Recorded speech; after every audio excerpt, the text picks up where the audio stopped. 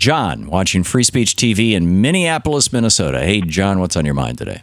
Yeah, I can't watch the Republican debate, so I'm going to watch the rest of the show and have you digest it for me, because I think these people are the vanguard of our dystopian future. This is just, it's just kind of pathetic. But what I'd like to talk about, and I want to urge people to do the same, is that 14-year-old girl in South Carolina, right. Turns out she was 16 or wherever. Yeah. I want to urge people to call their congressman, because we all give money. The federal government gives local school districts quite a bit of money. In fact, I think most of the funding does come from the federal government, or a lot of it. You mean the funding for the cops, teachers, et cetera, et cetera. Okay. And to see a child, just absolutely horribly abused. And then, what are they saying, or what are they teaching these children by doing something like that? And that teacher should have been able to diffuse anything that a child is doing with a cell phone. I don't understand what I'm seeing, but I don't like it. And I wanted to also bring up the fact that a close friend of mine, when she moved here, she married an American from Finland.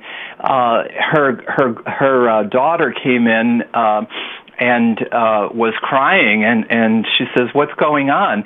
Well, she saw a child be physically, disciplined on television, and she was just shocked. And she was about 7 or 8 at the time. Mm-hmm. This is not how it's done in the rest of the world. And, in those, socialist countries, there's also a cultural outgrowth of what they do. And frankly, I think it's much better than what we do here, to see a child abused. And, I want to hear people screaming about it, political people. First of all, the president. I want that to be right now the number one issue. This is not to happen again. Yeah, I would say, first of all, you may find this illuminating. This morning, Joe Madison on his Sirius XM show had the lawyer for this young woman. It turns out she's 16, and it turns out she's not an orphan and she's not in foster care. Now, whether that status changed immediately after her being attacked by the police officer, I don't know. I'm guessing perhaps that status did change as a result of the attack, and her family just kind of came together and behind her. But he's representing her. He's also, or his law firm anyway, is also, and he's also a legislator.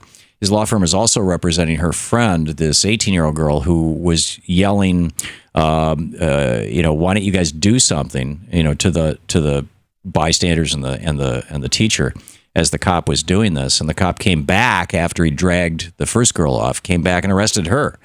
And she's in jail now on $1,000 bail. She might be out by now. She probably is. But this is just another example of your dystopian vanguard, John. It's a dystopian present.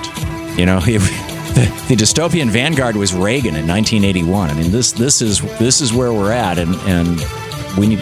I agree with you. We need to change course. Thank you, John. Thanks for the call, and thanks for watching Free Speech TV. We'll be right back.